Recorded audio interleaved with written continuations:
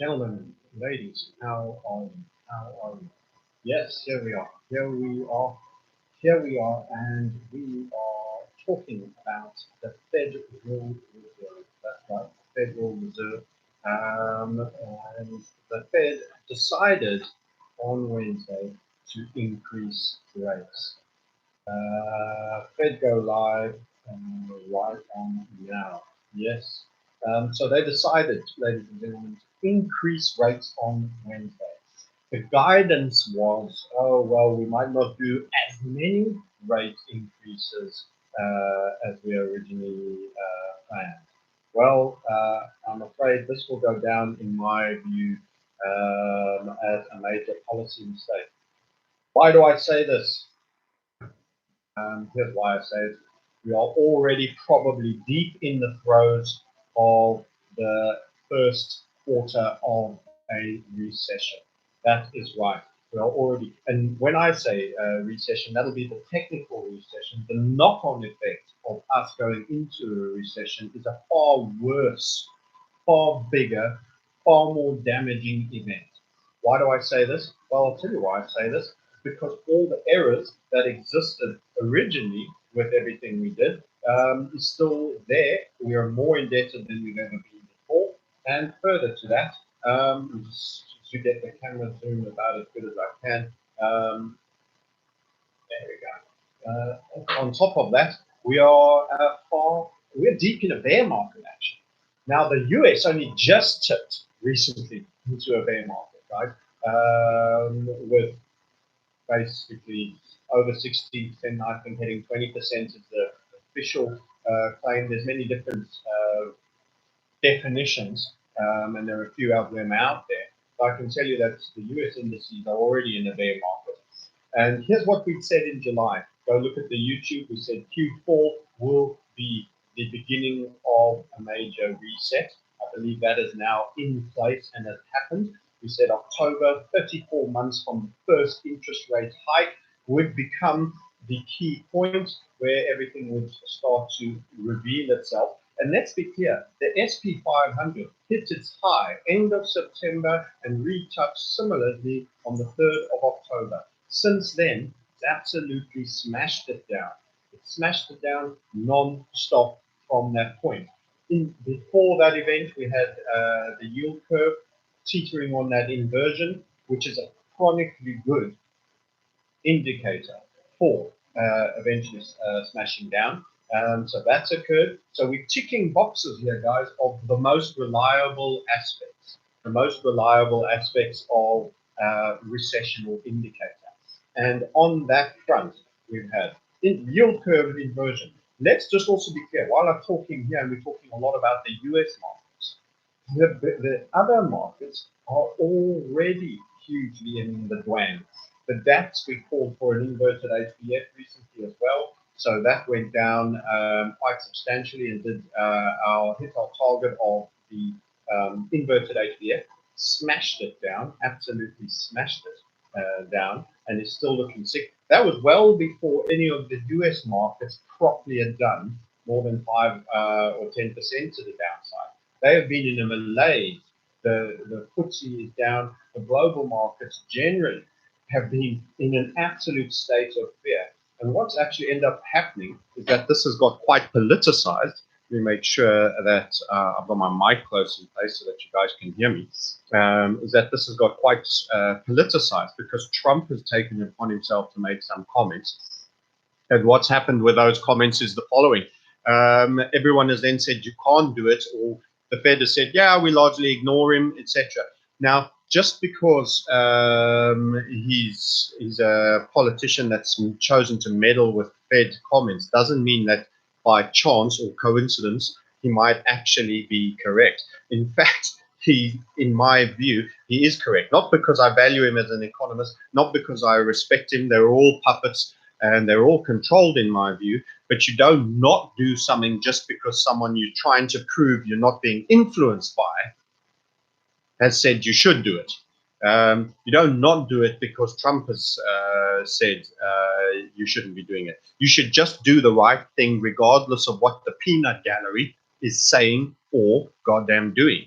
And that is the key point. And in actual fact, this rate hike will go down in history as a major monetary policy error, in my opinion. And I will potentially be wrong. I've stuck my neck out and I'm looking to be bold and to make strong statements, and I'm giving it to you. And if this will age badly as a YouTube, and it'll still be on the channel in a year's time when you look back in the time if it's wrong. But my actual expressed view is that, in fact, in a complete dichotomy and polar opposite, they should have cut. They should have been increasing rates far more a while ago, a lot sooner and a lot harder, and they should actually be now taking away those rate rises. We should have had a rate cut. You should have had a rate cut. Because what's happening now is you've got a massive liquidity drain in the debt bomb that is the US economy, that essentially is continuing to write huge amounts of fresh new debt. Every month, the government needs to release hundreds of billions to the market in new, freshly minted treasury deals. That means you are taking liquidity out. People that have savings, people that have money, have to now buy your stuff, and that's money that does not actually get into the actual economy. So you're running a huge deficit. So there is an inherent slight factor of liquidity tightening that is brought about by this effect, because you've got such a huge deficit and it's such a black hole and sucks money out of the system. The government's overspending has to be available on the buy a better system, someone's saying. Sorry about that if the volume was a bit quiet, and I'm fiddling with the mic and all of that, so sketchy start. There is a natural tightening effect by virtue of the fact that the government is spending way more money than it should. It's getting only just over half in tax receipts of that which it's spending. The rest is new damn debt. And guess what? Lockheed Martin still gets its government contracts for defense. So there's a whole craziness about what's gone on. So you've got the rest of the globe that is floundering and is already in a bear market. Take the German market, the driver. And by the way, people will say, oh, stock market's not an indicator of the economy. Wrong. Wrong. I'm afraid it's very quickly. It's an early indicator for the economy. When companies stop making their earnings, it's because stuff isn't selling. When stuff isn't selling, it's because people ain't buying. And when people ain't buying, it's because they're probably withholding purchasing decisions because time is tight. Guess what? The crowding out effect of all that money going to support all the debt Ponzi schemes, the likes of Deutsche Bank in Germany, which is being funded, the government's spending again on welfare programs and new immigrants so that they can all have a nice little welfare take and are not allowed to work. Crazy of all crazy, even those that want to work, that have been landed in there from Syria, Algeria, all those sexually active males, while the women and kids are left behind. Yes, if all those people, they are being paid for to sit around, guess what? Idle hands, as they say. Anyway, that aside, you're paying out all of this money and it's crowding out the economy. It's crowding out the economy. Guess what? Germany is a ridiculous tax place. One of the most aggressive tax collectors and some of the highest tax rates. And then you come to France. France and the yellow vests. Well, are you surprised that the pips are squeaking in France and that actually you've got people, everyday people, often what you'd call the indigenous Frenchmen, complaining about how much they're paying in taxes and what they're actually getting in return, and that there's no disposable income for them. Guess what? The vampire squid is hoovering in all the money. That is what's happening. So it is an absolute disaster for the economy. Anyway, let's have a little look at some of the comments that some of you will take. Chunk will take the blame, claiming the current bubble, even though it's the outcome of past ongoing events. Yes, says Dustin. So by the way, a couple of predictions we made. Apart from saying October will be the apex high and that Q4 is the beginning of a recession. In roughly March, April next year, you will hear about how the Q1 and Q4's data has gone in. Remember, everything else lags. The stock markets are, in fact, early indicators. What about other early indicators? And I'm going to come back to Trump because there's a view that I've espoused regularly on my Reset Sniper channel, and now it's going to leak into my Market Sniper channel on general economic aspects, is that they crash economies on conservative presidencies. They crash economies on conservative presidencies. The long run goal is supported more by a left wing. And believe you me, I don't have a dog in this fight. I think both are controlled. Both Democrats and Republicans, I wouldn't vote for either. And the same for Labour and the Conservatives. They are both controlled by the dark state banking, central banking cartel.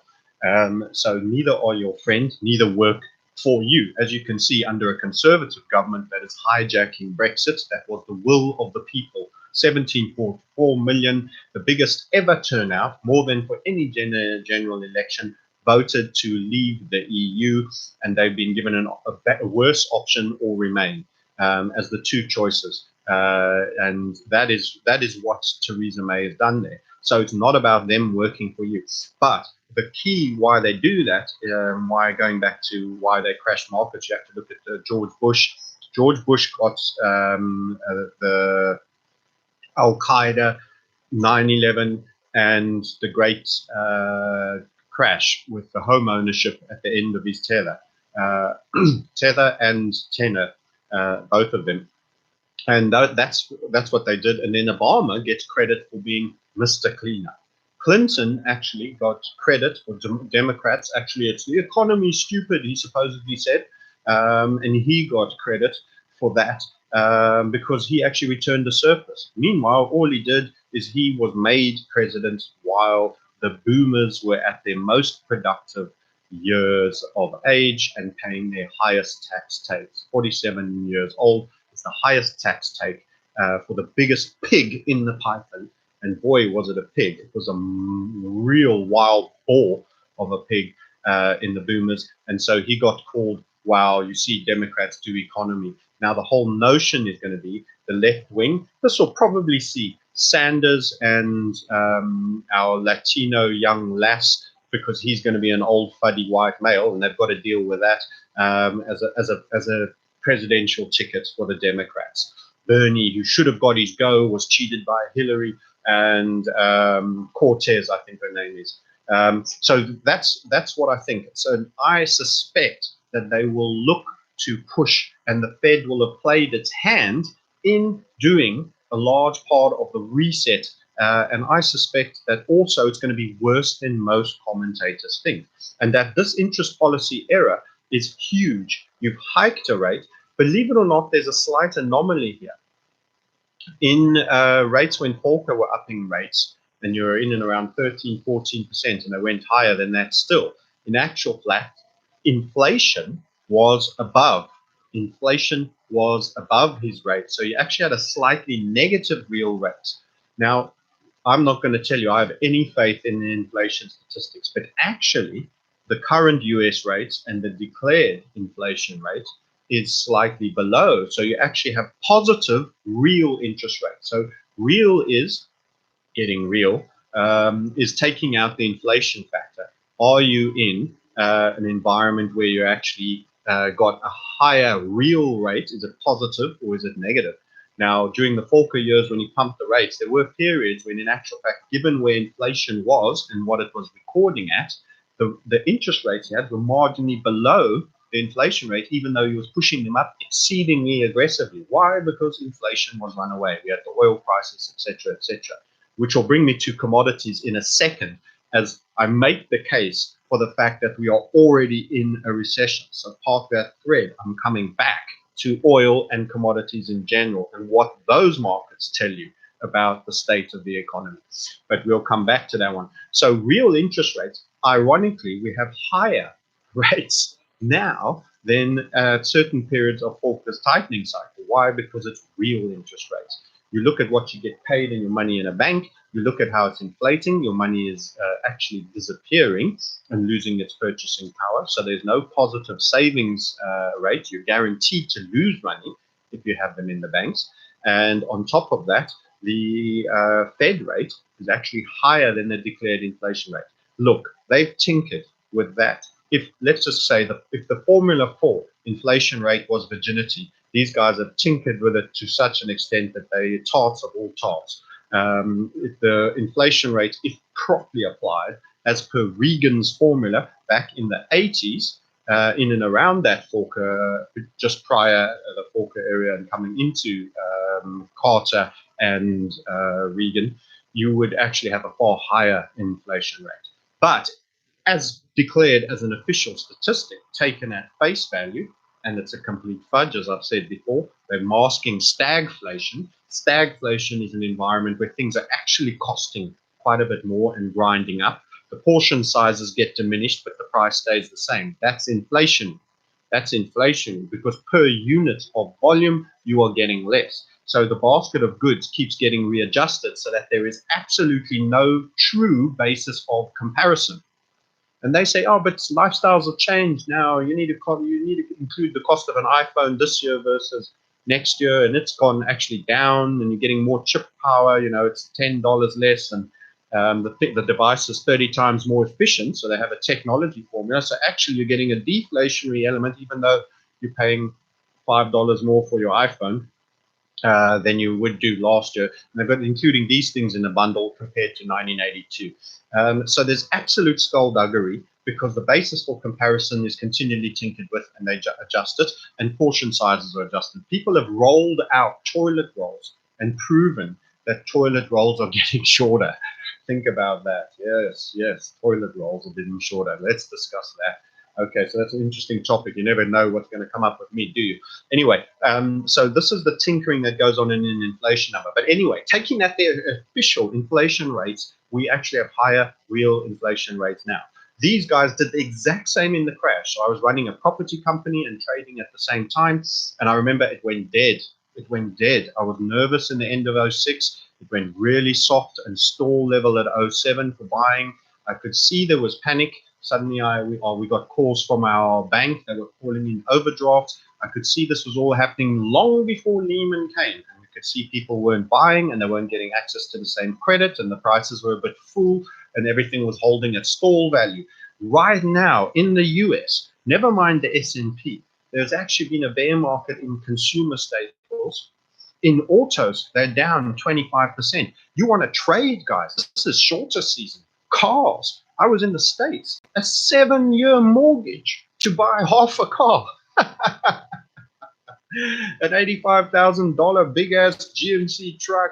You can have it. You can own it. You only have to pay whatever, $259 a week. You weren't buying the car. You were buying a small stake in a car.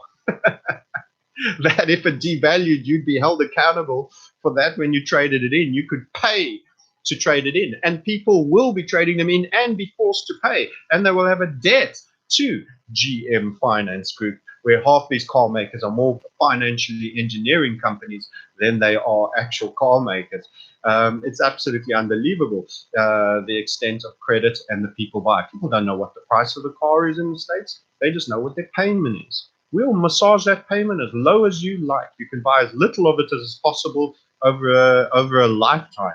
But guess what? When that depreciating asset falls off the cliff, good freaking luck when you need to get out of it, because you're going to have a massive debt ball to make whole.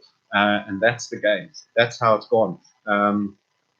Antonio says, housing prices are skyrocketing. See people getting in debt just to buy their first house and car in this gigantic bubble at approximately zero rates. Yes, Antonio, and that doesn't go well when that cycle turns. And what I'm actually saying, Antonio, is that it is turning already. So those stocks that are within the S&P, remember the S&P and the NASDAQ are made up full of Salesforce, Apple, Facebook, and other things that have been keeping up, that have actually been holding up. Amazon is at a rocky time recently with a 5% sell-off. They need retail. So we're going to deflate, chaps. We're going to deflate, and then we're going to go into the same cycle again. These guys are too late to start with their rate rises. too little done of their rate rises, and then still doing their rate rises when they should already be reading the freaking tea leaves and it's over. The global economy is soft. Actually, America is far softer than they think. There's companies that are in all this commodity and consumer cyclical stocks that are all in the 20%, 25%, 30% down already. And it's not showing in the indices because people have taken a little bit of defense and they're buying pharma and utilities and all the normal defense. So there is a wholesale shifting. The internal dynamics of the market is switching and people are noticing it because the market was still holding its level. People were cycling out of the vulnerable regions into the defensive stocks, and they're going into treasuries, believe it or not, buying debt, because if you deflate, those will be the things that will go up. Interest rates will come back down again, and your bonds go back up. As valueless as they are, with the absolute global proliferation of US-based debt, they are going up. Turn up your bit rate of the stream, Francis says. Ruben, damn. Ruben, you're too smart for me, buddy. I hope you guys can hear me okay and that it's working fine. I don't know if I'm going to be able to do that from here. I'll have to have a little look at it next time. I am running off my Wacom, which is a massive screen, and it has huge pixels. So maybe I need to move this whole browser onto a less good screen. Let's do that.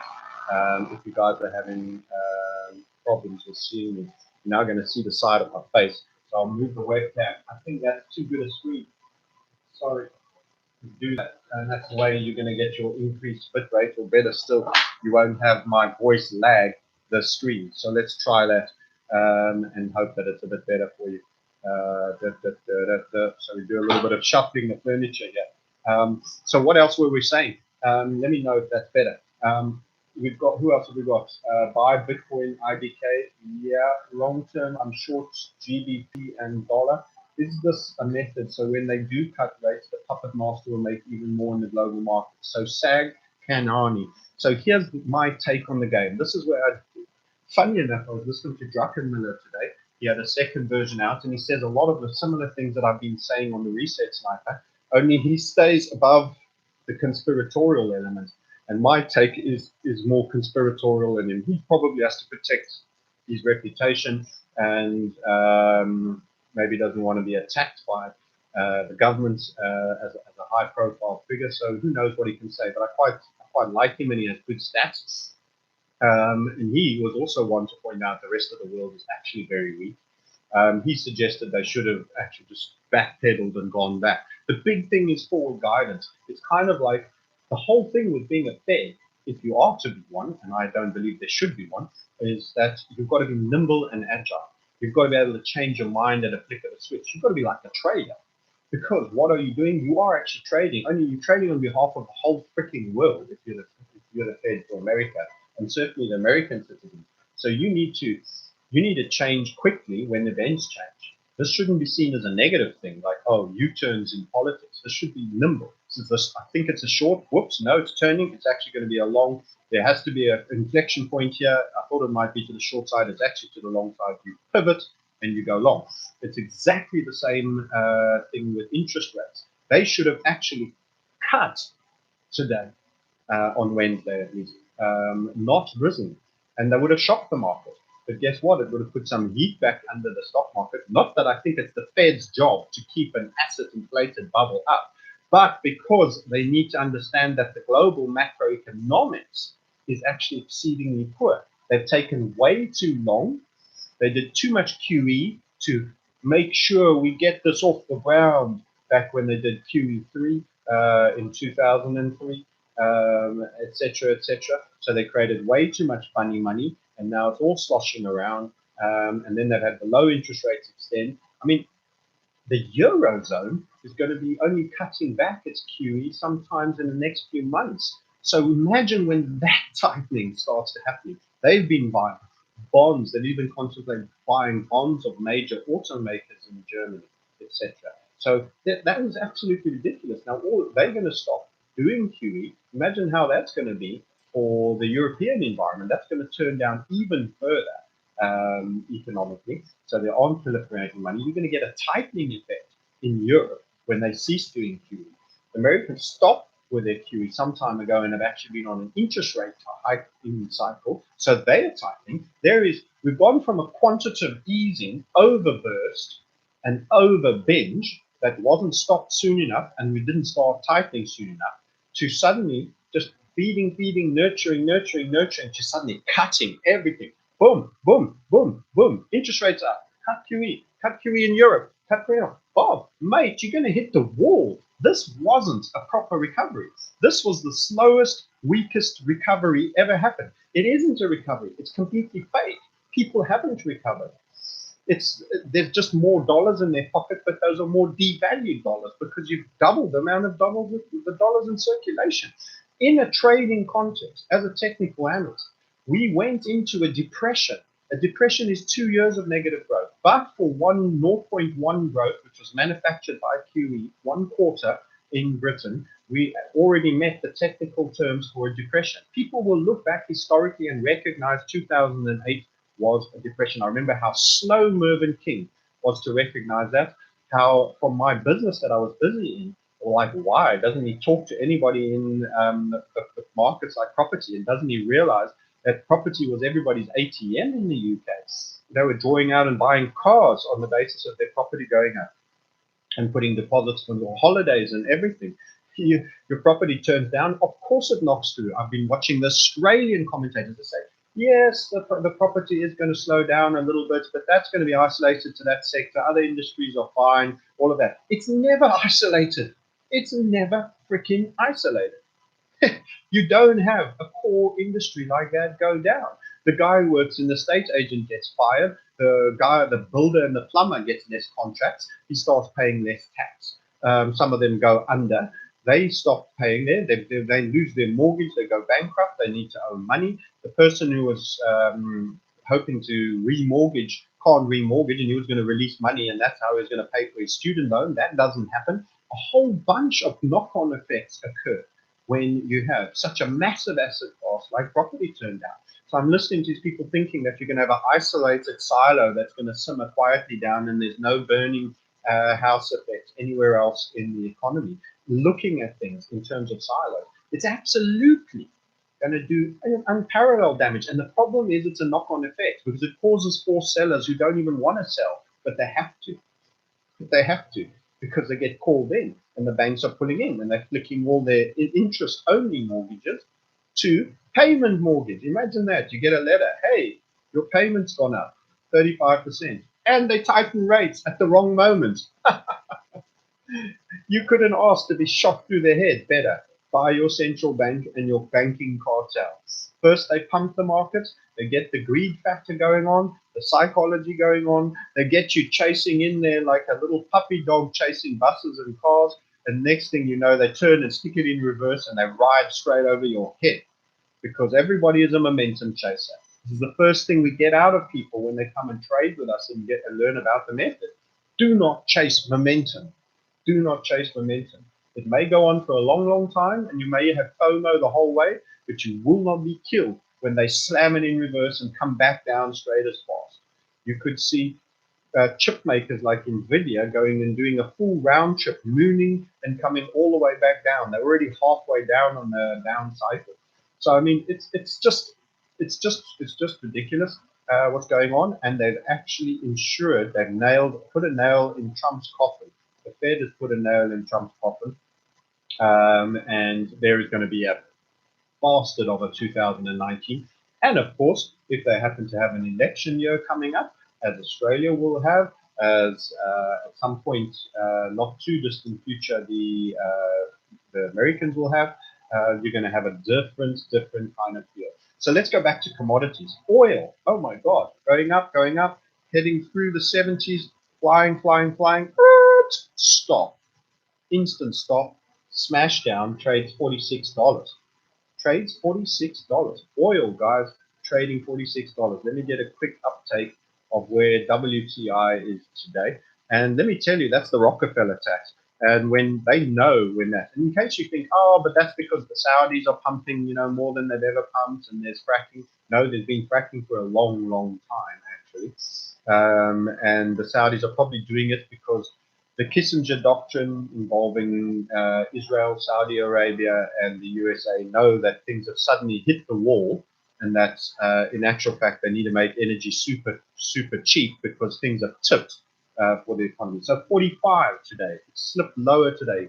WTI crude is 45, and I can tell you that it was 77 on the 2nd of October. You know how I called that October was going to be the month? We hit the high on the oil move, 2nd of October. At 77, we're 45 now in December. 45 from 77? You're talking about you just chucked $32 away out of over 45? That's massive. That is absolutely freaking massive. And it is almost a straight line dump. I'm telling you, a straight line dump. And oh, but that's just oil. Saudis are pumping, everyone pumping. Okay, so let's have a look at copper. Let's have a look at any of them. Let's have a look at the CRV commodities index. How's that doing? Oh dear, also down. So we're not buying copper. We're not building houses. We're not we're not buying iron ore. We're not buying. Oh, okay. So but the economy is great, and you should up the interest rates. Bravo for being the flipping moron of the year, you stupid twat. You stupid twat. Academics sitting in their houses. Now you either put it down to complete incompetence, or you understand it's designed to be that way. They intend to do it. So they're either absolutely freaking stupid, or it's by intent. Now, I'm in the intent camp.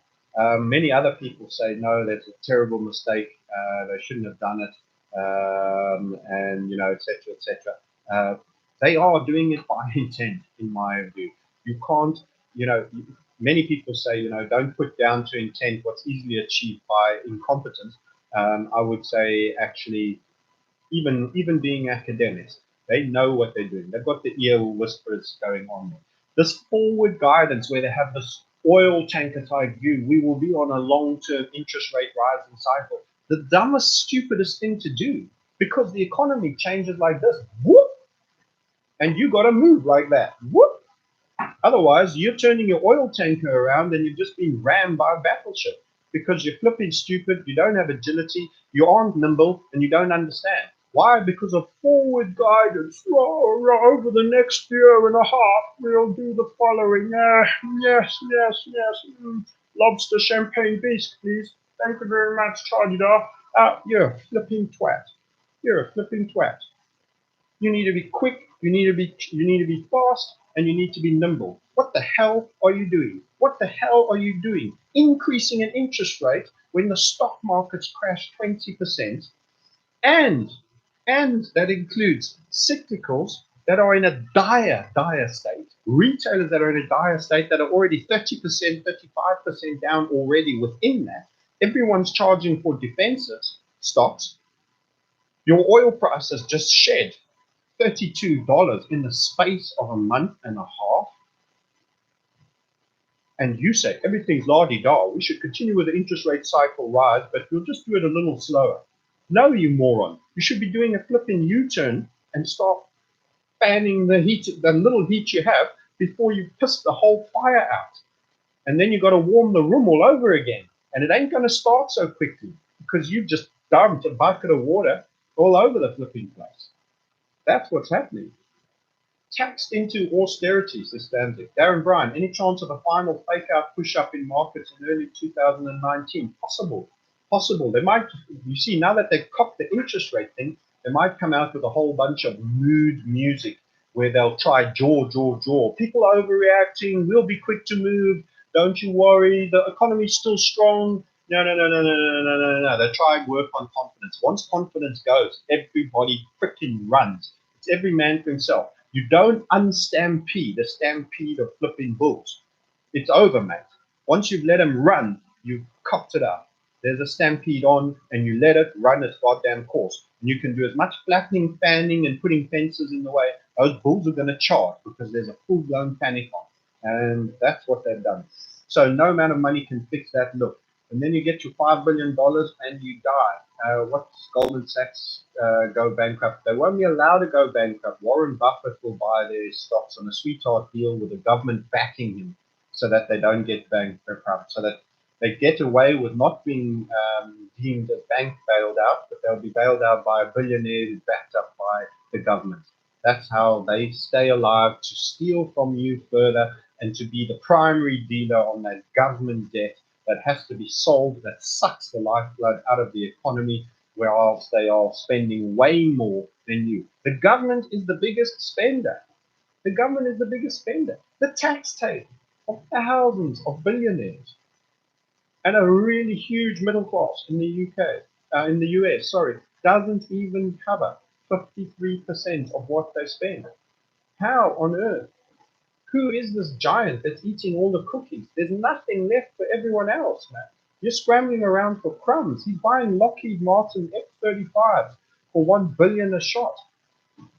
So that those Yemeni kids that are future terrorists can be bombed in their fetal state in their mother's stomachs. That's why. It's absolutely ridiculous. Chip makers are the perfect example. For shorts, says Antonio, Nvidia, Intel, Micron, AMD. Well, the miners in crypto, wow, those that got a miner's boom in crypto, the ASICs, all of that, wow, that's a place to really, they got an absolute gift. Oh, by the way, let's also analyze how that stock market went up. Let's talk about debt and buybacks. Whoa. Companies no longer invest to create new, better products, to entice you and create activity and something really powerful and a new technology or a new cool tool that is better than the previous tool. No. They just borrow and buy their own stock back. Now, guess what that does to corporate balance sheets? Well, you go from being largely an equity-owned company with a small amount of debt to actually largely a debt-based company with a small amount of equity. And when you want to release and try to get new equity and go to market to get new equity to pay your banks off because they're getting kind of nervous about this debt you got, it won't happen because you'll be at the bottom of a market crash and nobody wants to buy shares at the bottom of the market crash.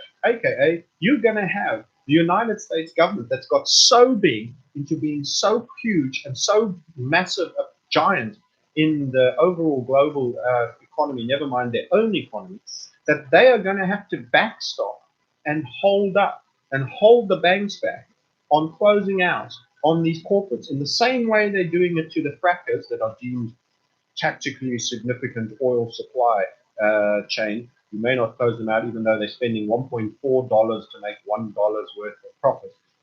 They're going to be doing the same on all these companies that have gone buyback bonanza. And those CEOs who pumped their own stock through their option strike so that they got their tens of hundreds of millions, some of them in the big, it's unbelievable that what they've been made. This has been feast and famine. You have an absolute CEO banker cartel class that are made of obscene amounts of money, and I mean absolutely obscene amounts of money.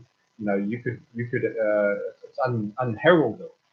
Some people have taken tens, 50, hundreds of millions in a year, and not 1 year, but a couple of years in a row, all on financial engineering, leveraging it up to the hilt and hitting those reach out targets while they've not invested in the company or the corporation as well. How do you think those stocks are going to fare right now? 20% already into the download. Where's the mainstream media talking about the crash, of the recession, the depression that's coming? Because we won't do a normal recession.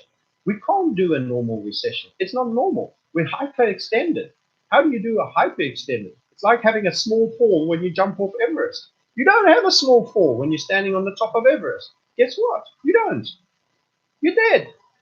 And your dead body bounces off 5 or 6 cliff faces. You're not even dead. You're snapped into 16 trillion little pieces by the time you get into base camp.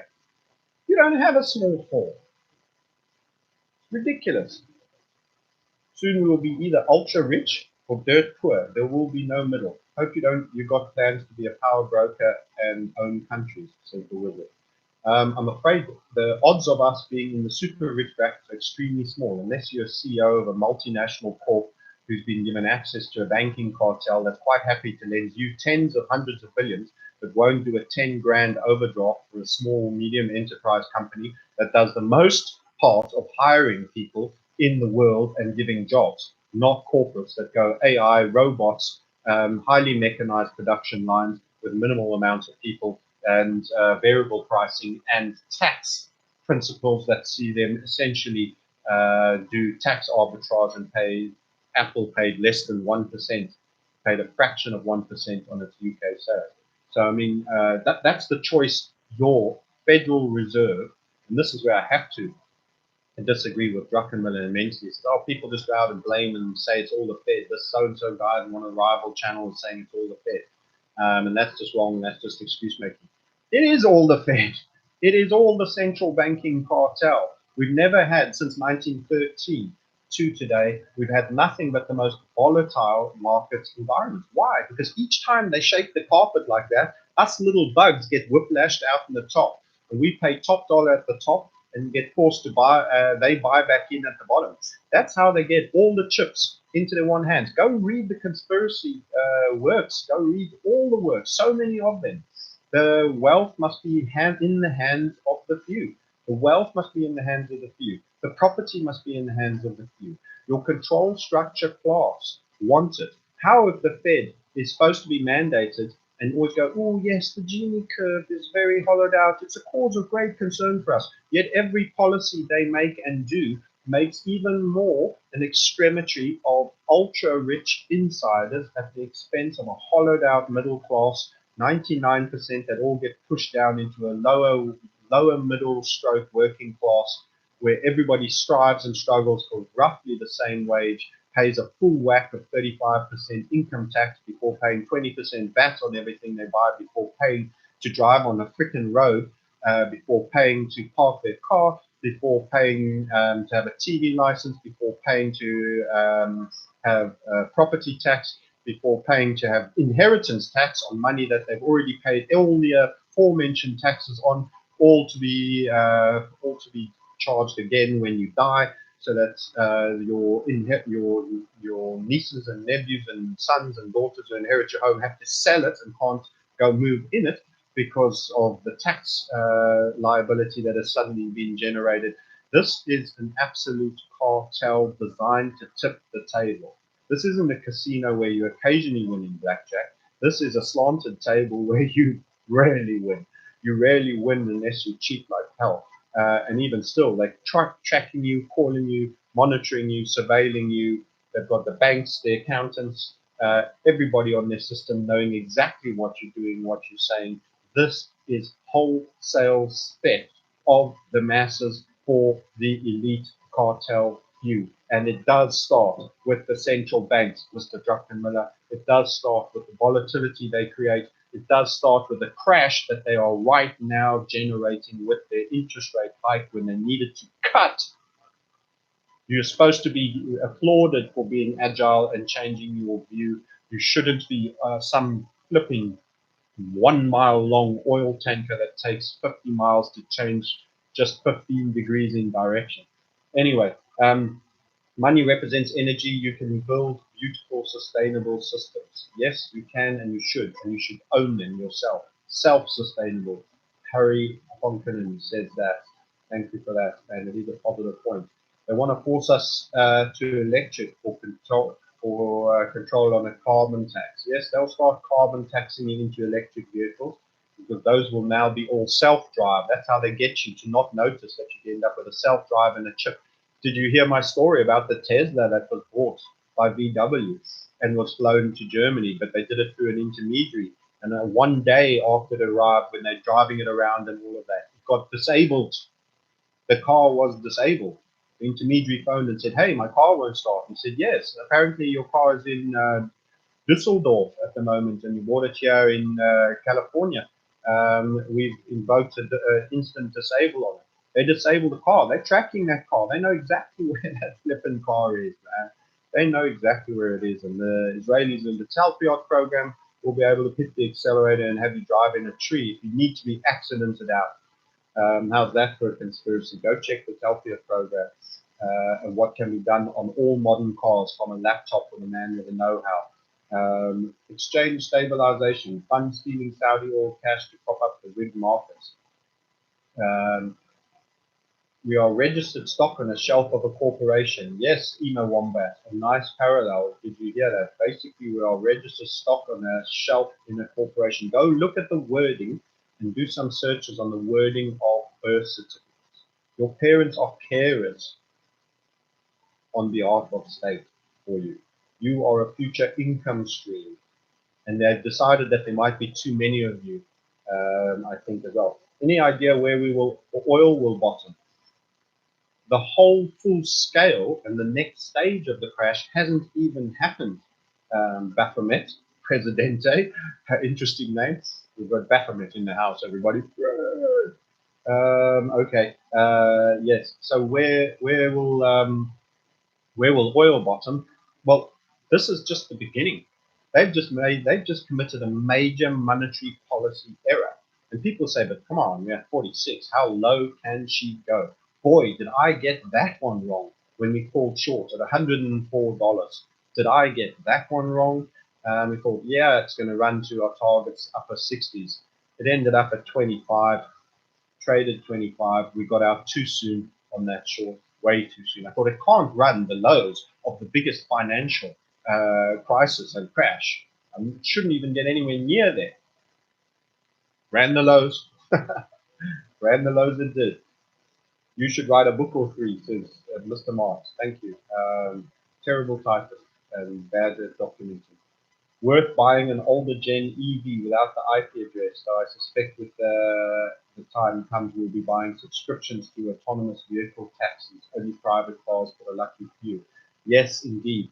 So the notion, I mean, I've said this, pre-2000 vehicles where you cannot be tracked and they cannot be tinkered with could become really valuable for a while, but they'll notice that. They'll see the values go up on the old cars and a bit of a softness in their new fandangos. And they'll say every car has to come in for an annual MOT. And during that period, we need certain reliability for your safety in case your vehicle gets stolen. This is for you to keep you safe. You do understand we have your interests at heart. We do this at very low cost to you, and they'll embed it in. They won't let you run for too long. They know what the reaction. These are people that have problem, reaction, and then their solution. They know what they're introducing. They know already how the smart people will react, and they know what their solution for regarnering those smart people back into the cattle kraal, where you're right where you should be, queuing up for your abattoir session. Yeah. So what else have we got? What's a great time I had here today. Thank you for the time, Francis. I'm off to university in my car because guess what? Trains on strike. Yes, Antonio, trains on strike. Lots of unhappy people. Enjoy your lessons. And remember, don't believe everything they teach you in those universities. They are captured institutions with real agendas that will be talking and trying to get you to change your language. And the professors that want to go far there will talk about person holes instead of manholes and all other side cranky idiosyncrasies. Apparently, gingerbread men are no longer to be gingerbread men. They're gingerbread people, and they are gender neutral. Consume that for a while and think of how far gone we are. Depository Trust and Clearing Corporation, DTCC, own your stocks. Google flooding in DTC, estimated fraud 35 trillion. I'm not sure I know the fullness of that, Harry. Depository Trust and Clearing. The clearing houses own your stocks. Google flooding in DTC, estimated fraud 35 trillion. Yeah, I need a bit more detail on that. I think I know where he's going with that. Time for a passive revolution. We need to just stop partaking in the system, stop consuming, stop producing. The status quo is no longer acceptable in the stock and demand chain. Become, as far as is humanly possible, wherever you are in your life stage cycle, as independent as possible on energy, water. Collect your water on your roof if you own your own home in a sinkhole. Clear it of all fluoride, distill it, drink it and shower and clear non-fluorided water. Generate your own energy through solar panels, grow fruit and trees on your garden, have a bigger plot of land if you can, Do all you can to be as self-sustaining as you can. Develop relationships with your local farmer and community, and do as little through the official shopping chain. Most things are, the more and more I live and eat and learn about diet and eating, the more I'm finding how poisoned and corrupt everything is. Cancer can be healed, it's just not through the traditional means. And everything you do will be out to give you eventually mutated cells. Will GDP affect BTC? So here's, how does this affect crypto? So this is on the Market Sniper, it's not a crypto channel, but I'll just touch on all asset classes because this is a generalist channel. So this, when people are in a state of fear, what happens? This is universally true. Even though you'll get variations across individual, the collective response is the same. So this is kind of like me predicting a group of 1,000 men, all my ages, death. I can't predict any one man's death, but I can get to within a year and a half of the group collective because of the scale and actuarial curves.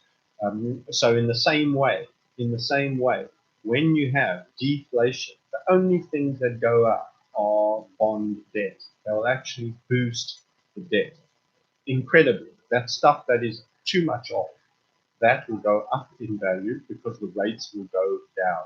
The rates will go down. So you secure a contract paying 2.5% now, and then suddenly there's no real return anywhere. Everything is falling and going down. Everyone would rather own something that pays at least 2.5%. At least it's going to hold its value in an environment where everything is losing that. So what happens? More people buy the bond. The demand pushes the price up. That means the actual yield goes down. Once you're paying more for it, the actual percent you're getting is less than 2.5%. And unfortunately, gold goes down during deflation. Gold goes down during deflation. I see $1,000 gold. I see the chance that gold can trade through $1,000. I see it for silver. We're still in a bear market. We are still in a bear market. People don't get it. Bears rumble on. We're still potentially in a bear market. Everything goes down. All commodities, even near money substitutes. Remember, that'll be paper money substitutes. If enough people actually took delivery and took gold out of the system and stopped trusting banks and central banks for being the holders of their wealth and took their money out, their gold out of the system, there would be a great sense of disease. Do you know salted bars were sent to China from HSBC, who pleaded that it was an intermediary who supplied it there? China has been demanding physical and was sent gold-painted bars. Of course China checked it, of course China caught them, and of course the mainstream media does not highlight that. That is an absolute categorical fact. Go and Google China sent salted gold bullion. It's not enough of it around there. The people are cheating, man. And HSBC, oh, we didn't know, we just passed it on in good faith. I mean, you don't know. You know, you're looking after the stuff. Who got access to it to give you that shit? Or don't you check what comes in? And who tinkered with something that you supposedly had in a vault? How did that happen? How on earth did that happen? How are you now the purveyors of fraud? Questions to be answered. Questions to be answered. Physical, not leveraged. AU may go down during deflation, but should go down less relative to other things. Not always true, unfortunately.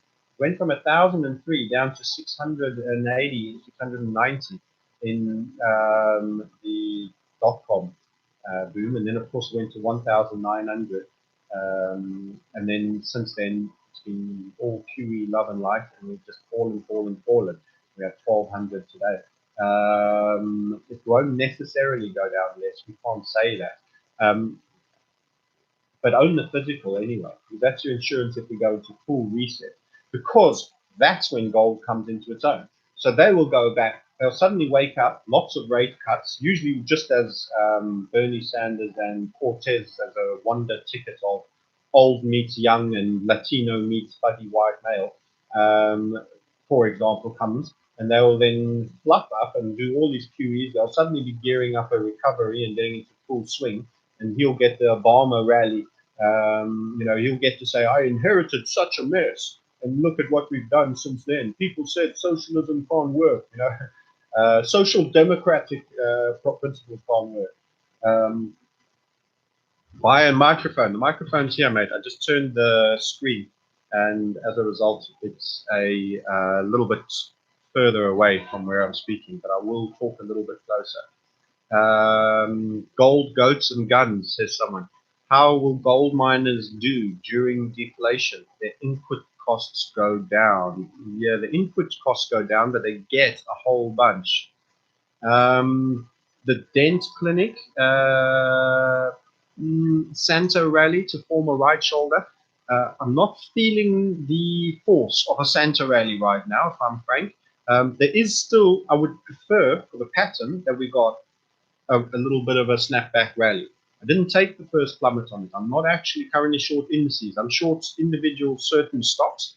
I would like to get short indices, but I wouldn't like to chase them down at these levels. Remember what I said about chasing and snapbacks. So, yeah, good. Footsie and Brexit. So the Footsie and the Brexit side of things. Let me get this as close as I can. I've got it a bit far away because I'm now not sitting in the right machine.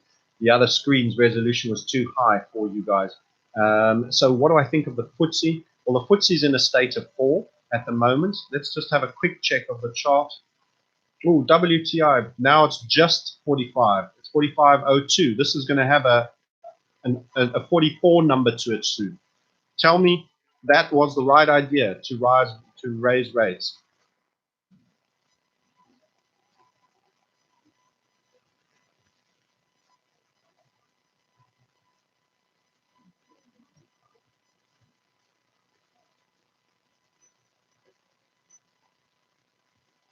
So the UK 100 currently at 6692, down from 7906, which was May. So let's be clear, the Europeans were weaker sooner. This was my big tip off. The US kept trucking, but the Europeans were weaker sooner. We had a second relative high in about August, 9th of August. By the time my October call came, the FTSE was already down at the low sevens. It's already down in the low sevens. Now it's 6693. So the FTSE looks poor. The FTSE looks poor, and it will sell off. It's in a very convex nature type state, and it looks poor. And the pound will obviously they will punish Britain if there is a no deal. But I absolutely don't believe for a minute that we'll be allowed to have a no deal, which would be the best thing. But I think it could be punished anyway. So GBPUSD, GBP has been weak and looks like it could soften a little further now anyway, technically. Looking a little convex, a little bit like a rising wedge on the 4 hour. So yeah, the pound is not strong and neither is the FTSE. But if the pound weakens immensely, it might take some of the sting out. The FTSE, you could even get small rallies on the FTSE. Remember, British companies can still be bought. And if they're bought in pounds and they're getting cheap, they could still be acquired. But so much was done on merger and acquisition and borrowed money that there's a lot of nasty gremlins. Stories you don't even know yet now that have yet to come out. Kind of like the post-2008. Yeah, WTI 45, that's right. Heading for a number with 44, I would suggest. The upper class keeps all of the money, pays none of the taxes. The middle class pays all of the taxes, does all of the work. The poor are there just to scare the shit out of the middle class. Yes, as Alex Carter. It's quite an amusing analogy there. Egg bear, it's a directional nick. If you don't speak directly, it's hugely compromised. You're quite right, it is. It's in the wrong place though. So I'm switched screens, guys. So sorry, it's hanging right here. I've pulled it as far as I can. So I'll talk as loud as possible. I'll turn this a little bit so I can be right on it. Otherwise, you'll battle with the volume. And I won't use that screen again until Google can do 4K. We will make a lot of money shorting and stock market. Just watch. Hossam Alabad. Yes, Hossam, that's the right position. It's all shorters now. People say, everyone goes, what's going to go up? Forget it. Unless you want to buy treasury bonds, which I don't. I don't want to own debt in case this is the full-blown reset and they just scrap all debt instruments as well. So you have no idea of how far it may go now. You know, they get more violent. As they get more perverse, they get more violent because they've got more perverse economic policy. There's more gremlins and more breaking of principle and rules to unwind and more fraud. So yeah. So crypto will go down. The question was, what will happen to crypto if everybody is in a state of fear, and you're about to lose your money, and you need a rent check, and you've got 10 Bitcoin in your wallet? What are you going to do? You're going to sell your Bitcoin. You want your crypto. Let me tell you what counterparty risk. Be careful. So here's another separate point. My crypto friends, of which I'm one.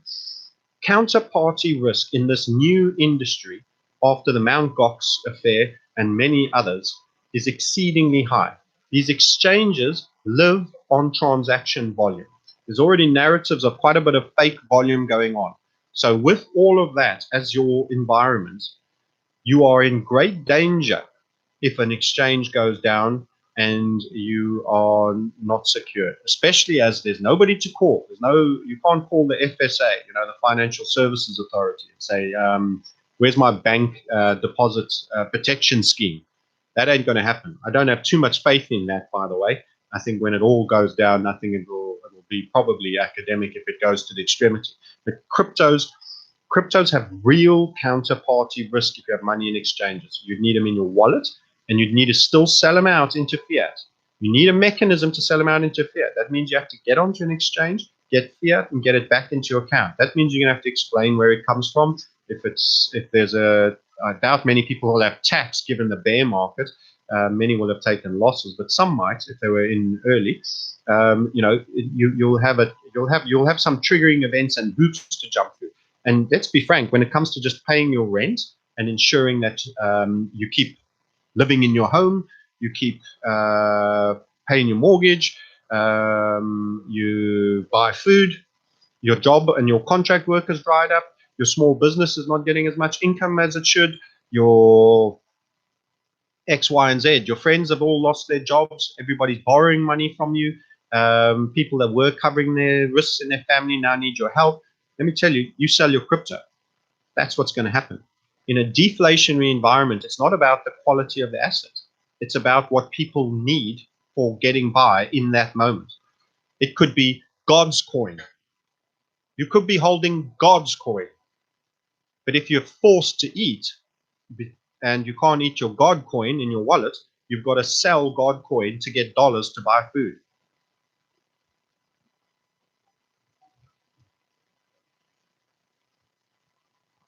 You'll get inverted setups. Those, my premium guys will tell you, you'll get inverted setups for shorting.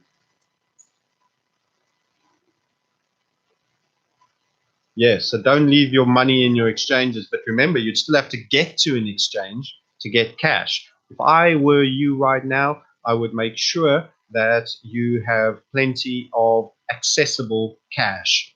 Cash in bank, cash under floorboards, cash in hand. Not too much sitting in exchanges right now. And people will say, oh, this next stage that Bitcoin trades down, if and when I turn out accurate or not, which I suspect, it was all brought about by the overall market crash. Well, that is what it is. If it's deflation, it's deflation. And you can't eat your wallet, your online wallet. And you put it in the same way that it applies for gold. That's why people don't like me sometimes, because I'll tell you a truth about human behavior. And they want to think that there's a unicorn. There's a unicorn out there that you can ride, and it's going to walk, it's going to charge through all the gremlins and the goblins and take you, fly with its wings above all the carnage, and you will be rescued on a magic carpet event. And unfortunately, I take away fantasy. I don't encourage fantasy. Deflationary is deflationary. It knocks everything. And the only things that do well in a deflationary environment, interest-bearing, high likelihood of not being folded on government debt, until such time as eventually they do fold on the government debt, which will then be the betrayal of the whole system. In other words, everyone's been taught that that's the risk-free item. Maybe this is the last chance to short crypto before it spills. I think crypto will go down again. Tyler Cooper, thank you. He says I'm a gay. That's charming. Is the recent crypto rally over? I'm not looking at BTC. I think BTC's got one potential little spike up in it before. So listen, when I'm talking about this, I'm talking about it on the big time frame. I'm not talking the next 15 minutes. I'm saying overall, is this expanding or contracting? In other words, if we come back and sit here again in January, will it be up or down that we will have gone? That is the key element. Will it be up or down that it will have gone? And that'll be the key element. So I would say that's what we need to watch for.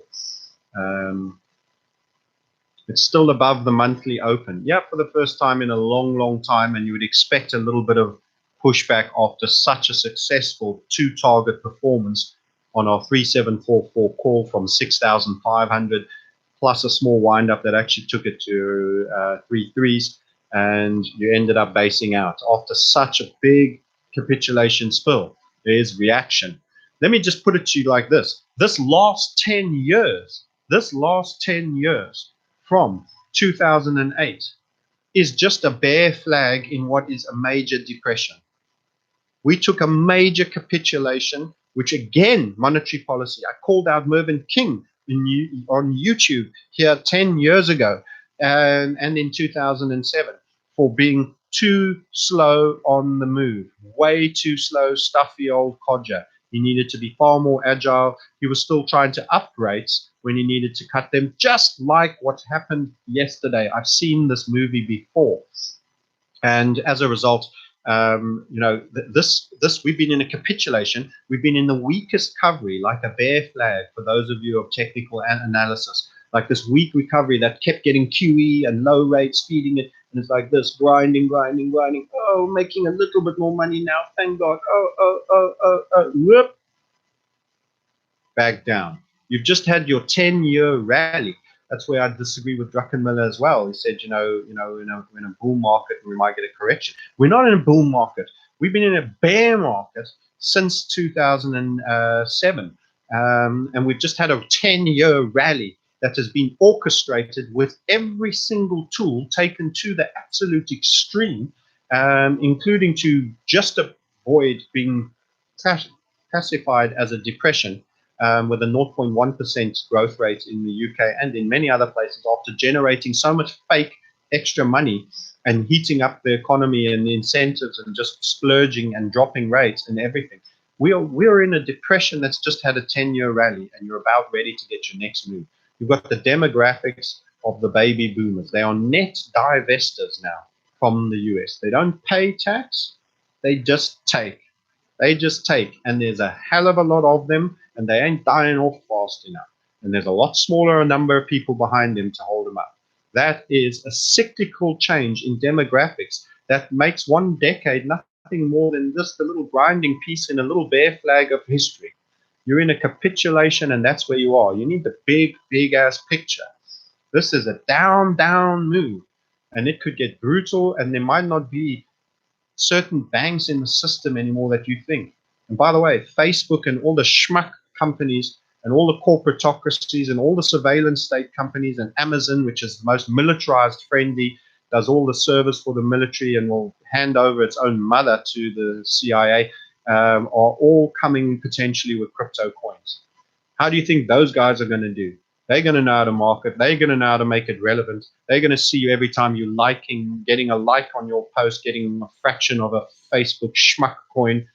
And Starbucks will probably do one for all I know, and you'll get a schmuck buck token every time you buy a coffee and, you give a positive feedback. They'll all be coming, and this will all be control structure garbage. That's what you got to look forward to. There's going to be a lot of tokens that don't make it out of the next leg in the bear if I've proven accurate. This is not a strong economic environment. There is no place that everyone's going to be ready and happy to pump money into when they need ready access to cash in a contracting environment just to meet their basics. Many people are spending on, the back rubs and all of that. You're just going to need, when you get cut back to the basics, that's when many people are in real fear and they're releasing for cash.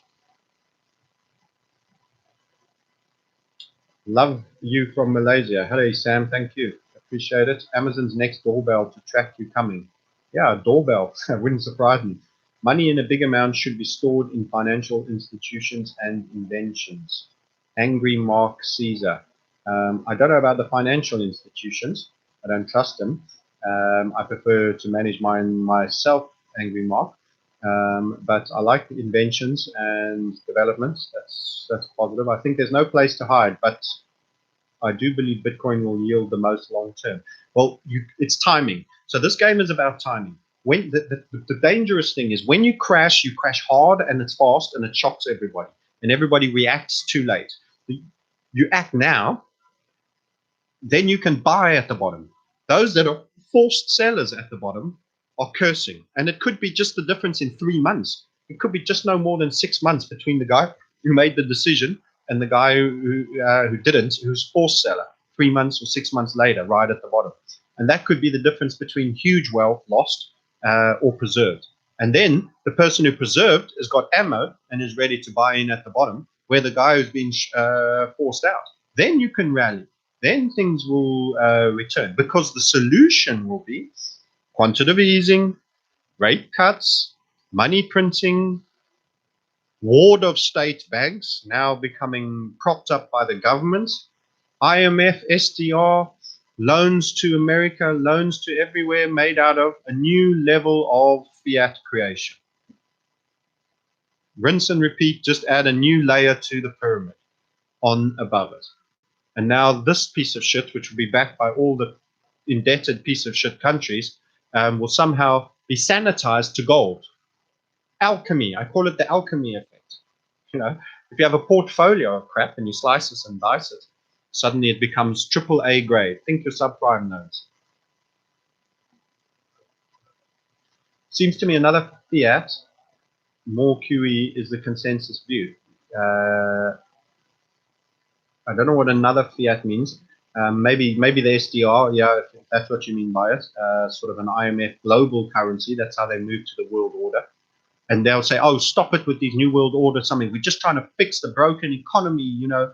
Oh, you conspiracy theorists and you anti-Semites and you, whatever the case may be, they'll come at you with that.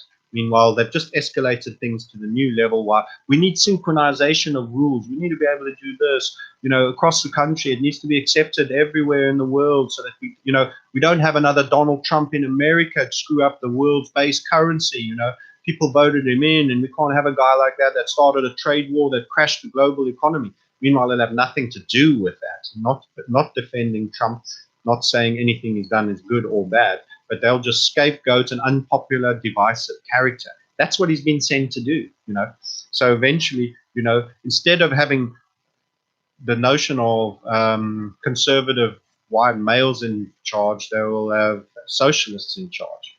They'll have Bernie Sanders and Cortez in charge. Thanks, Francis. Love the passion and wisdom. We're doing it for you, the control structure. Yeah, we're doing this to help you, to save you. That's right. Leverage the collective guilt, because it's our fault and we care about you. Another QE to push stocks even higher. Will deflation take gold down some? Everything goes down in deflation except interest-bearing items that appreciate. When the defensive things that will hold value and actually appreciate are debt instruments, I'm afraid to say. That's it. And we've seen this dry run before in 2008. There might be a few things.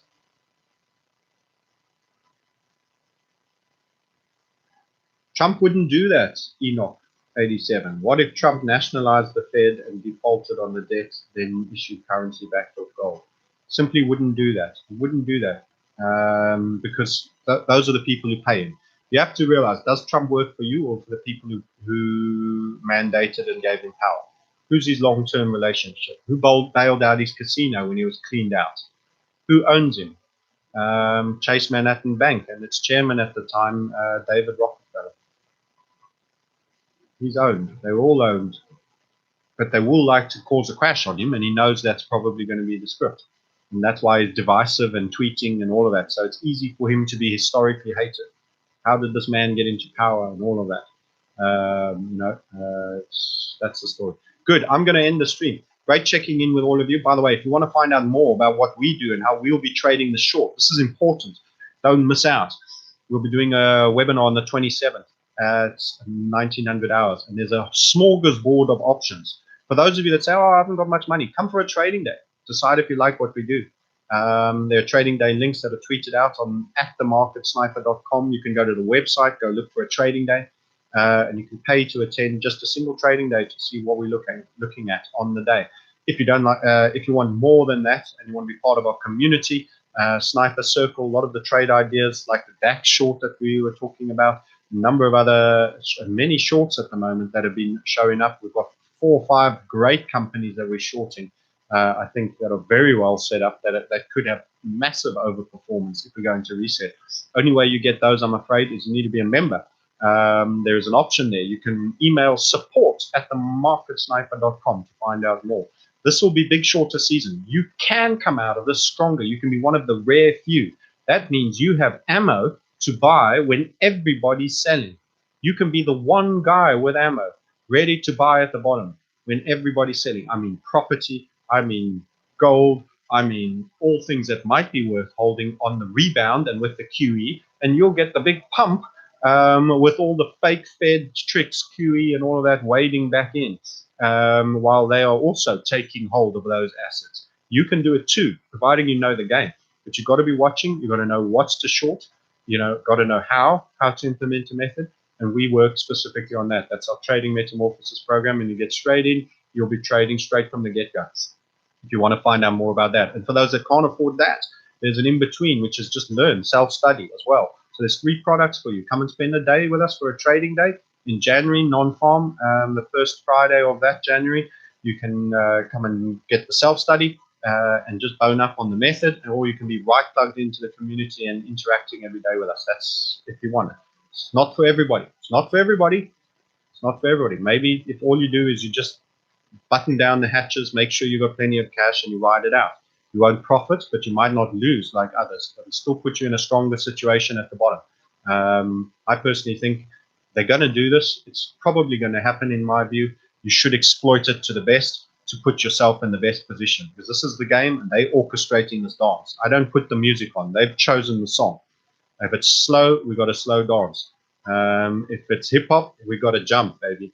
And that's kind of where we're at. So we dance to their tune. And the thing is, you've got to recognize early what the tune is so that you get your moves on, you get your grooves on, you get your lessons learned, and you can come in jiving. Otherwise, you're going to be one of those caught flat-footed, and you're going to get spanked. Okay, gentlemen, on all those lovely analogies, I salute you. Thank you for checking in. Like it, share it. That's all the cool things, but only if you enjoyed it. There's no reason to do it otherwise. And I'll speak to you all again soon. We will also check in on crypto on a live feed at some point during Christmas and the New Year, as and when things happen. I caution excessive bullishness in these periods at the moment. I caution you against that. In my opinion, I'm not an advisor. I'm not equipped to give you advice. That is my take about myself. So let me say I caution myself against such, and you can make your own conclusions from that. Okay, with that, I say good night.